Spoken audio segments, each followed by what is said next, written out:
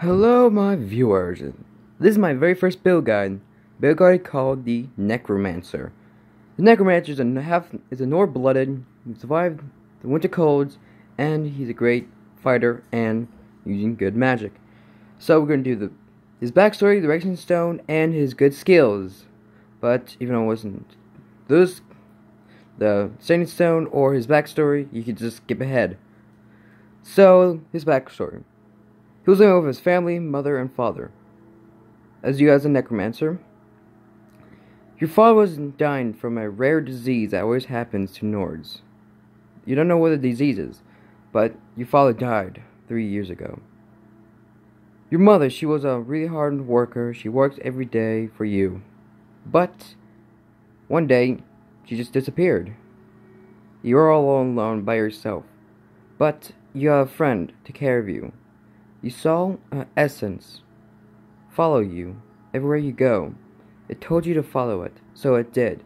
It leads you into a weird room of masks. You took one of the masks, Valkun, the mask of the dragon priests. You put it on, you feel much powerful, and you just feel safe. And you got robes, an ancient armor that never been used in centuries. But you felt powerful and safe. So you look around for your mother. You've been searching around for years, but you realize when you found her, she was dead. So Necromancer, he was heartbroken that he lost his family, lost his mother, his father, and everything that he once known. The only thing he knows was resurrection. So he tried to resurrect his family, his mother and father. That didn't work. When he resurrected them, he was happy to saw them. After a few seconds later, they died and turned to dust. He was heartbroken. He saw his family one more time and disappeared once again. So that's why he'd been training all alone every day, every year. And he was a master of necromancy. He used ancient Nord gauntlets, a necromancer robe, black boots, and one of the dragon priest masks called Valkun. And I'll tell you, that was his backstory. Now we're going to do with the Standing Stone. So the Standing Stone of your Necromancer is going to be the Ritual Stone. It will help you resurrect all undead things to fight for you for 2 minutes. That would be a good skill. But if that goes down, that's where your Conjuration comes in. Most Conjuration spells that you better use is Bone Man, Mistman, and Wrathman, and Dreaded Zombie. And Zafakun up here. As a necromancer, you always have as assistants. The better weapon to use is Bazun's Razor, will fit with the necromancer. It's better for him taking some of the undead army by his side. And if you have enough, you can use your destruction spells. It's better to use Firebolt and Frostbite. An alteration, Iron Flesh, or you can use Ebony Flesh or Iron Flesh. But it's better to pick Ebony Flesh because it will help you out during huge firefights. Better restoration skills is going to be your fast healing. Now we're going to use his skills. Those skills we're going to use is Conjuration, Restoration, Alteration, and Destruction. Now your secondaries is going to be Chanting, Smithing, Heavy Armor, and One-Handed. This will help you out during your firefights. Now we're going to do with the skills.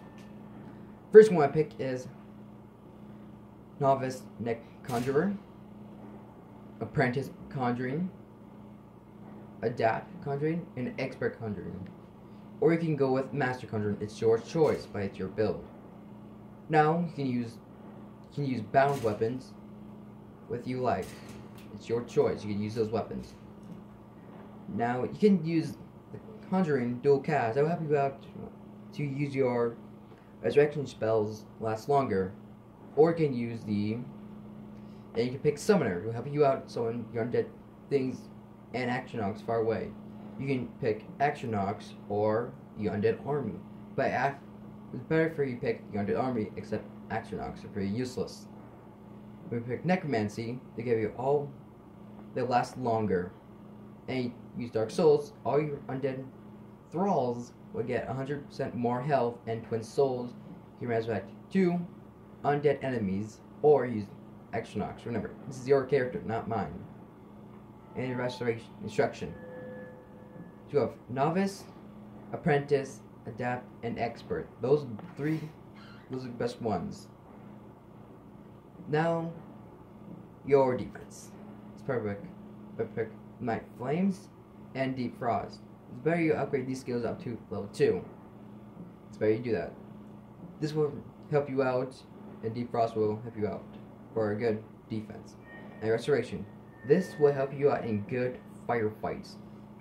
Novice, Apprentice, Adapt, and Expert into Master. This skill will help you out in firefights when you're low on health. And you always need to pick Recovery and Avoid Death. This will help you out in good firefights. And Regeneration and Necromancer. This will help you out against your undead army. When they're low on health, you can heal them back again. Now, Alteration. You go Novice, Apprentice, Adapt, and Expert, and Master. But you can do that. But it's better to get doing cast. You can use doing cast, but it's up by great. Very good with Mage's Armor with your Ebony Flesh against powerful enemies and dragons. Now, your secondaries. Your skill, your chanting. This will help you enchanting your gear. Very good. Of this enchanter up to level 5. All your enchanting skills. And from enchanting, all your skills on your weapons are better. And Corpse Enchanter, health magic and 7 on for 25%, and extra effect. This will give you 2 enchantments on the same item, become much more stronger. Your smithing. You can use smithing, but you can upgrade your armor defense and you'll last better in firefights.